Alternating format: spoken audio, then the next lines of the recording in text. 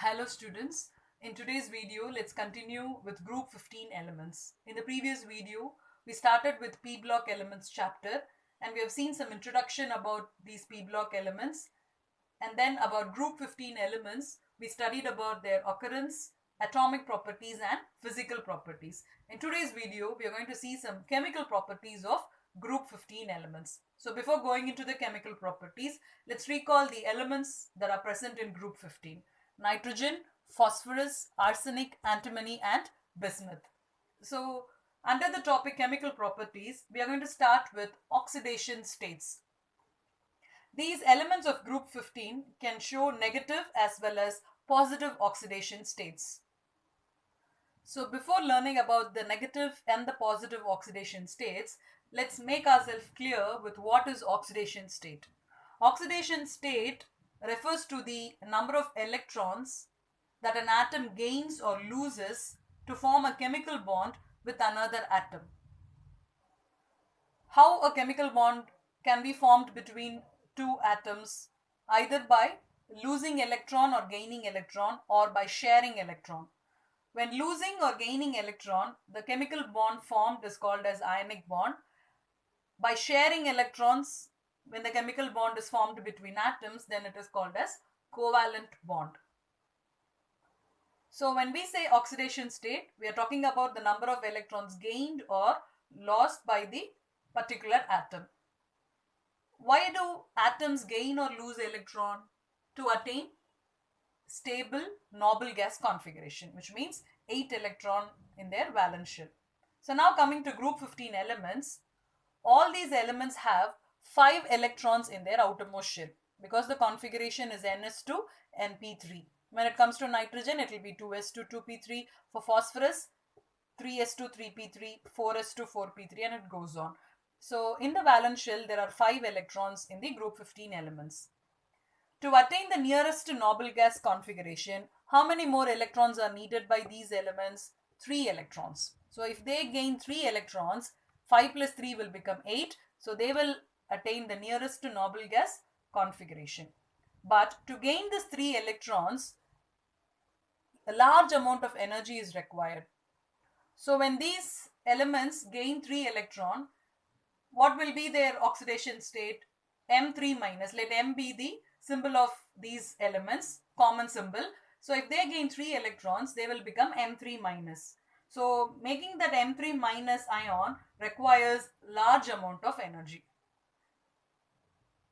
Even though it requires large amount of energy, this gaining of 3 electrons take place in nitrogen alone. Of all the elements in this periodic table, in group 15, nitrogen can acquire 3 electrons to form the -3 oxidation state. Why nitrogen is special? Because of its small size and more electronegative nature. It will behave differently from the rest of the members in the family. We have a separate topic called anomalous nature of nitrogen, and we will learn about this in detail under that topic. So this gaining of 3 electrons take place in nitrogen. So nitrogen forms N3 minus ion. Example of nitrogen showing N3 minus oxidation state is Mg3N2 Ca3N2. So in these compounds, what is the oxidation state of nitrogen? It is 3. It has gained 3 electrons from Mg, and here it has gained 3 electrons from calcium. Nitrogen can show this -3 oxidation state in nitrites. These are nitrites, and these elements are electropositive metals. So the gaining of 3 electrons by nitrogen can happen with more electropositive metals like magnesium and calcium. So nitrogen forms nitrites. This is called as magnesium nitride. This is calcium nitride. So in these cases, the oxidation state of nitrogen is -3. These two are ionic compounds. Why they are ionic compounds? Because there is complete transfer of electrons from magnesium to nitrogen. So nitrogen is capable of forming ionic bonds with more electropositive metals. Whereas other elements of the group They also show -3 oxidation state, but they form covalent compounds. What are the other elements in the group? Phosphorus, arsenic, antimony, and bismuth. They can show -3 oxidation state, just like nitrogen, but they form covalent compounds, which means they share electrons, whereas nitrogen, it forms ionic bonds where there is complete transfer of electrons. So here I've written few examples. Ca3P2. Phosphorus shows -3 oxidation state, but this is a covalent compound. Same way, Na3As, Zn3Sb2, Mg3Bi2. In all these cases, the group 15 elements, they show -3 oxidation state, but they form covalent compounds. So all these elements show -3 oxidation state, but the tendency of these elements to show -3 oxidation state decreases as we move down the group. So nitrogen is very capable of showing -3, and as you move, the tendency to show -3 oxidation state decreases. What is the reason? Because as we move down the group, there is a gradual decrease in the electronegativity and ionization enthalpy. So when we say there is decrease in electronegativity, which means the tendency to accept electron decreases. So only when they accept electron, they show negative oxidation state. So as you move down the group, as the tendency to accept electron decreases, and ionization enthalpy also decreases, which means tendency to remove electron increases. So the tendency to show negative oxidation state decreases as you move down the group. I want to mention one thing here. It is very, very important to understand these concepts, especially these orders. What happens to the tendency of group 15 elements to show negative oxidation state as you move down the group? You should know it decreases down the group, and you should know why it decreases down the group. So understanding the concept is very important. I hope you understood the reasons why these group 15 elements show negative oxidation state, and why the negative oxidation state showing tendency decreases as you move from nitrogen to bismuth. The next topic is positive oxidation states shown by group 15 elements. All the elements of group 15 show positive oxidation states of +3 and +5. Just now we have seen negative oxidation states. When can they gain negative oxidation state? When they accept electron. So now to attain positive oxidation state, they have to lose electrons. So to attain +5 oxidation state, they have to lose 5 electrons, and large energy is needed for that. So to form M +5 ions, they have to lose 5 electrons, which is not that very easy. So all the compounds of group 15 elements, listen to the sentence that I'm using, all the compounds of group 15 elements. So these elements, nitrogen, phosphorus, arsenic and antimony, they are going to react with some other atoms to form a compound. So all those compounds of group 15 elements having +5 oxidation state are essentially covalent, which means they can't lose, or they can't gain the 5 electrons, but they share electrons. So whenever the group 15 elements show +5 oxidation state, that particular compound will be essentially a covalent compound. Look at this example, PF5, PCl5. So P is the phosphorus which belongs to group 15 element, and now in this compound, what is the oxidation state of phosphorus? It is +5, and this compound is a covalent compound. Same way here, oxidation state of phosphorus is +5. Again, this is a covalent compound. Same way in all the other examples, these compounds show +5 oxidation state of group 15 element, and these compounds where the group 15 elements show +5 oxidation state are covalent compounds. This is about +5 oxidation state. When you look at the +3 oxidation state, these elements, they can form both ionic as well as covalent compounds in +3 oxidation state. See, compounds of group 15 with oxidation state +3 can be both ionic and covalent. These two are examples of ionic compounds in which the group 15 element shows +3 oxidation state, BiF3, SbF3. In both the cases, the oxidation state of Bi is +3, Sb is also +3, and these two are ionic compounds. Whereas these are examples of compounds in which the group 15 elements show +3 oxidation state, but they are covalent compounds, NCl3, PCl5, AsCl3, SbCl3. In all these cases, the oxidation state of nitrogen, phosphorus, arsenic and antimony are +3, but these compounds are covalent compounds. So compounds of group 15 elements with oxidation state +3, they can form both ionic and covalent compounds, but whereas oxidation state of +5 can be seen only in covalent compounds. Or to put it in simple way, the covalent character decreases in this order. Nitrogen is having more tendency than phosphorus, and then comes arsenic, antimony, bismuth. You know why we have this order? I told you +5 oxidation state can be seen in covalent compounds, and +3 can be seen both in ionic and covalent compounds. Keep that in mind. Now, I told you all elements of group 15 show both +3 and +5 oxidation state.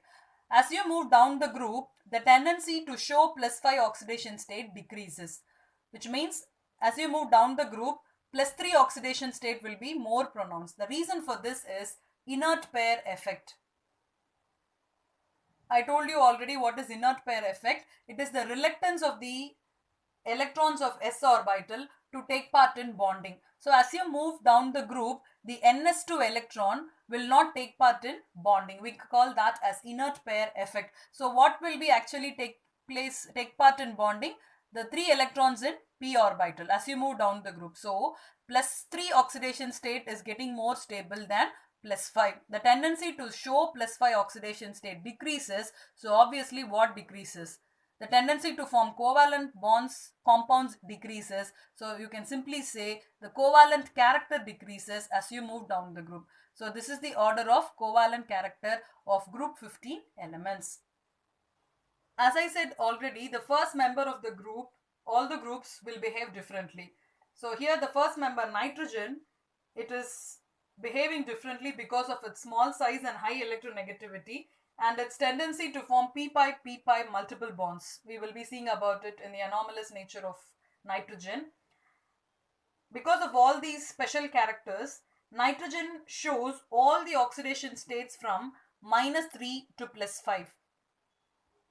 See, I've written a few examples, these compounds, in which nitrogen shows a variety of oxidation states. So first one is NH3. Oxidation state of nitrogen is -3, whereas NH2 hydrazine, oxidation state of nitrogen is -2.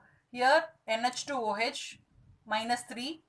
N2, the oxidation state of nitrogen is 0. In N2O, it's +1. In NO, +2. In N2O3, the oxidation state of nitrogen is +3. In NO2, it is +4. And in N2O5, the oxidation state of nitrogen is +5. So nitrogen shows oxidation states from -3 to +5. So under the topic chemical properties of group 15 elements, we started with oxidation states, and we have seen two different oxidation states shown by group 15 elements: negative oxidation states and positive oxidation states. Please listen to the video and then take your own notes and try to understand the concepts. So we are done with the oxidation states. Now we are going to see the maximum covalency exhibited by this group 15 elements.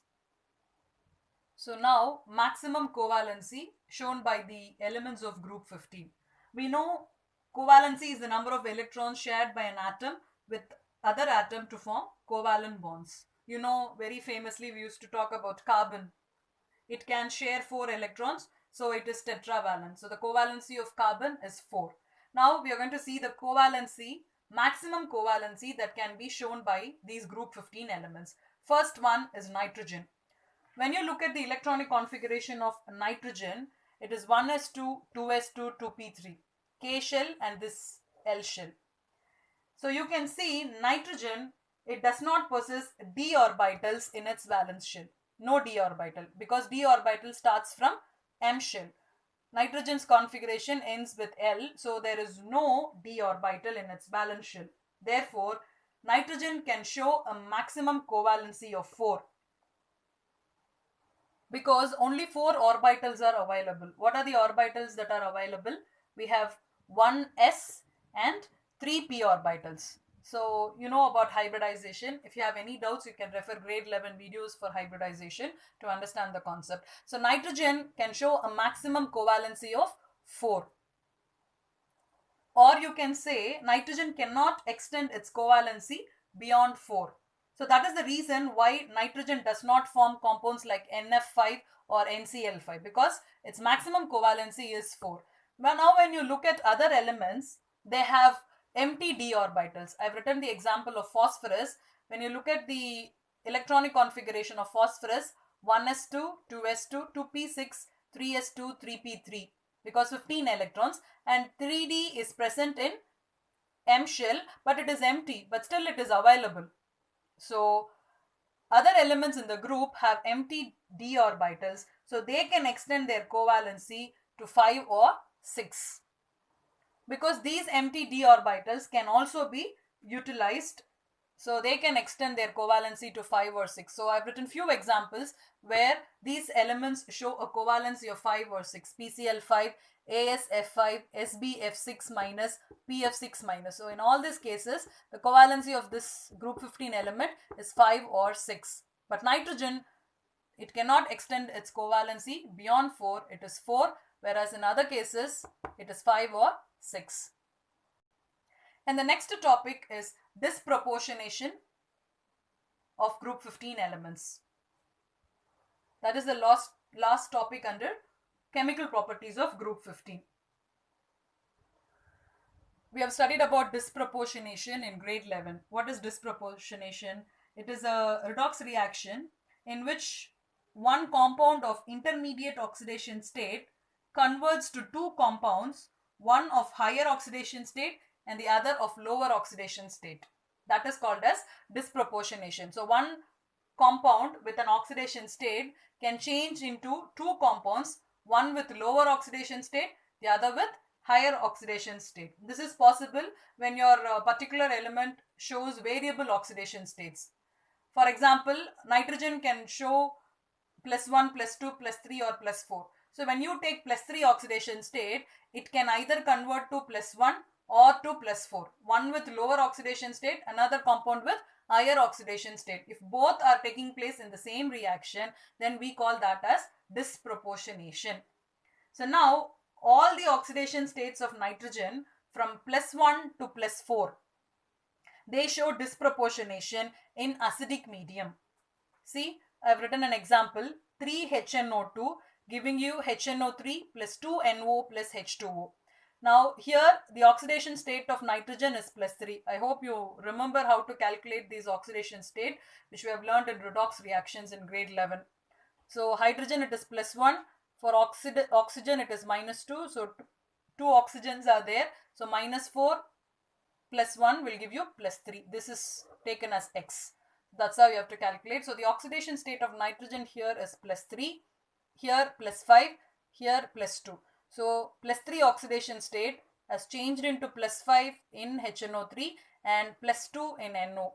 So this oxidation state formed two compounds, one with higher oxidation state, the other with lower oxidation state. So this type of reaction is called as disproportionation. So nitrogen with oxidation state from +1 to +4, they can show disproportionation in acidic medium. Same way, phosphorus, all the intermediate oxidation states from -3 to +5, they show disproportionation both in acidic as well as basic medium. Look at this point. So phosphorus oxidation state from -3 to +5, they show disproportionation in acidic and basic medium. And from arsenic to bismuth, the tendency to undergo disproportionation decreases from arsenic to bismuth. It is because of the inert pair effect. The stability of +3 oxidation state increases. and +5 oxidation state decreases, so they cannot undergo disproportionation just like nitrogen or phosphorus. So the tendency to undergo disproportionation decreases when you move from arsenic to bismuth. So in today's video, we have seen about some chemical trends of group 15 elements under three different topics: oxidation states, under which we have seen negative oxidation state and positive oxidation state, and then second one is maximum covalency, and third one disproportionation reactions. The topics that I've taught now, it is given in your textbook in one single paragraph, so it will be difficult for you to understand each concepts. That's the reason I've split and I've given you different topics. So all this will be under one topic in your textbook. Under the topic chemical properties, you will be having oxidation states, covalency and disproportionation, everything. And in today's video, we are done with the trends in chemical properties. And in tomorrow's video, the next video, we are going to see the chemical reactivity of group 15 elements with other elements, like with hydrogen, oxygen, and what compounds they form with these elements, and the properties shown by these compounds. So we will be seeing the chemical reactivity of group 15 elements in the next video. Thank you.